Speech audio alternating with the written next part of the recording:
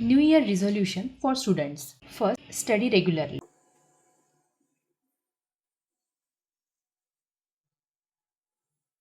For example, set a fixed study time every day and stay consistent.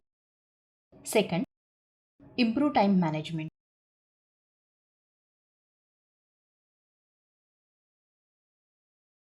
For example, use a timetable or planner to organize schoolwork and activities. Then, third, read more books.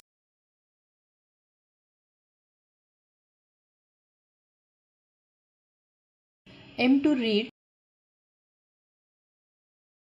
Aim to read at least one new book every month. Then, stay healthy.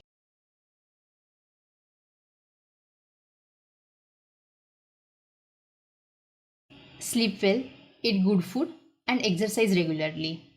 Then, last one, reduce screen time.